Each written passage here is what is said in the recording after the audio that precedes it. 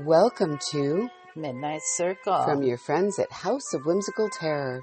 A chat about curious topics. And this week's topic is the Paris Catacombs.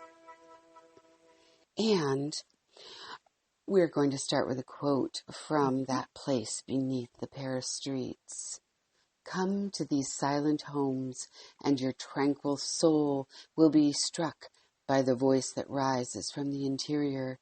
It is here that the most well-known of the grand masters, the tomb, holds its school of truth. Ah, Paris, La Belle, a place of history, intrigue, and art for the ages. Paris is also home to the Catacombs, 2,000 acres of those who lived and died through the centuries.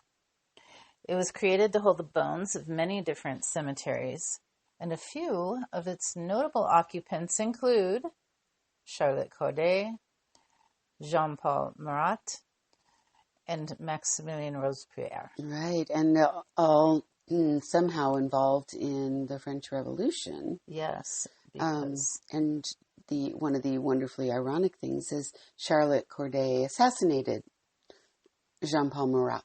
Mm-hmm. Who lived for a few months. Couple months. Yeah, maybe longer in the sewers beneath Paris when he was hiding. Yeah. And suffered for the rest of his life, lived in a bathtub to relieve his horrible oozing sores from all of the diseases he got from living in sewers. Yeah. But he continued to write and inspire the people to revolution, which is one of the reasons Charlotte killed him. Yeah. She was worried. That's right. And inspiring revolution is an inspiration in itself, isn't it? Yeah, it is. It is.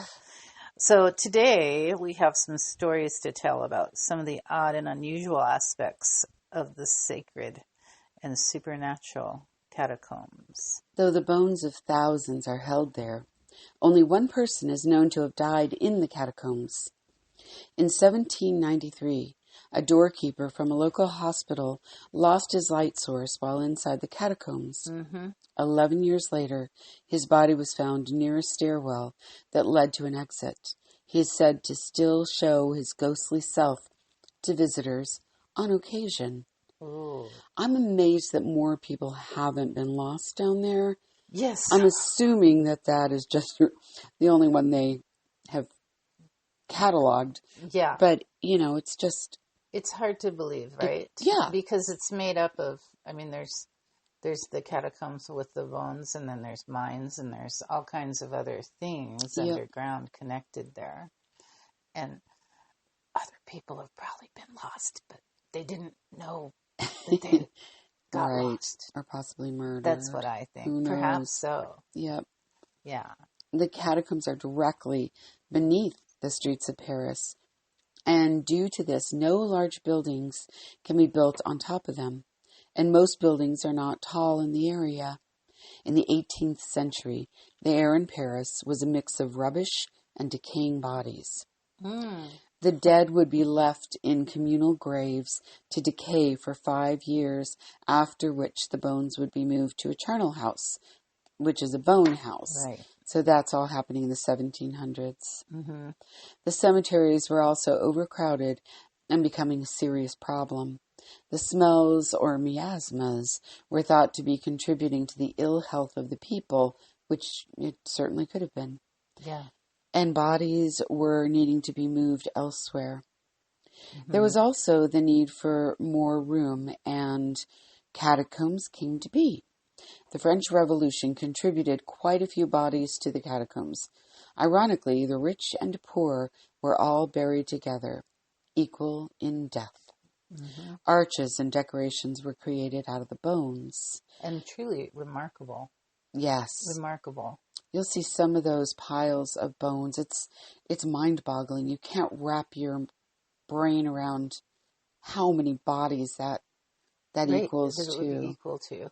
And they're old bones. Like they were moved there from centuries before. I think when I was there, they said something about the 1100s. There's some in Yes. there that they know of from there. So the dates on there might be saying, something more recent, but the bones are, recent and much, much, much older. Right. And I was reading about the art that they made.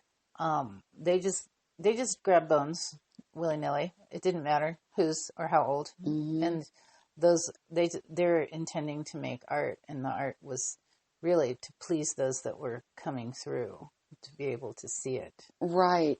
Which did a double, I guess, duty of it looking like it honors the bones. There's something about, even though they're all completely mixed up, somebody's skull may not even be in the same room with the rest of their bones, but it looks really like they're honoring by sculpting with the bones. Yeah, which reminds me of Italy.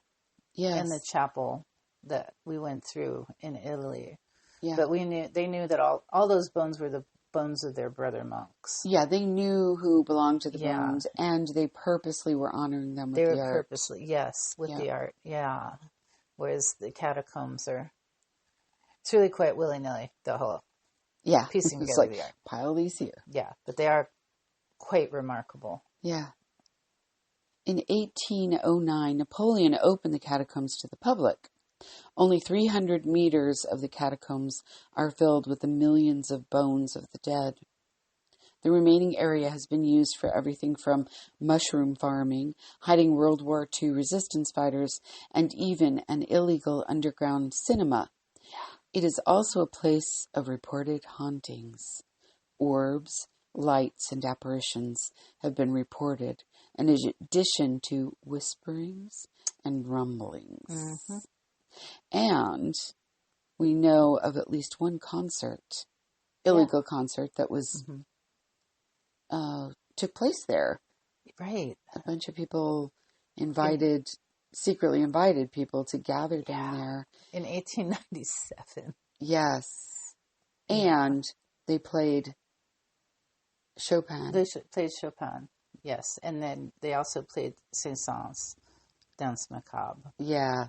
And when I was down there, they were playing it on, because I got one of those touristy headsets because I can't read French, and they were playing it. It was really eerie thinking about a bunch of people secretly down there to a secret concert. Yeah. And isn't that the same piece of music that the skeleton dance is done to? Right? Yeah. So people know what this music sounds like, but to be in the catacombs and hearing that. And with live musicians, because we're talking about 1897, it was live music. It was live music, yeah. And just surrounded by those bones. I would have liked to have been there then. Yeah. I have a photo, it might be our other one that we're putting up, of the room that was held in. Yeah. Can you imagine being surrounded? It would have been kind of amazing, because just listening to the Danse Macabre when I was in there there was something really, I don't know. That's the only area, and I didn't know where I was coming into, but just before that, the only area where I did get sort of a feeling in my stomach, an unpleasant. The rest of it, there was a kind of a peacefulness about all the other rooms, even though they're filled with bones. It was that area as I got closer that I just felt kind of a falling in my... How interesting. Yeah. Maybe the spirits disapprove of the concert and all the people coming through. Possibly, or maybe they weren't... Maybe it's an artifact of feeling. Yeah. You never know. So in 1903... a group of 25 tourists got lost while exploring the catacombs. And they eventually were able to find their way out.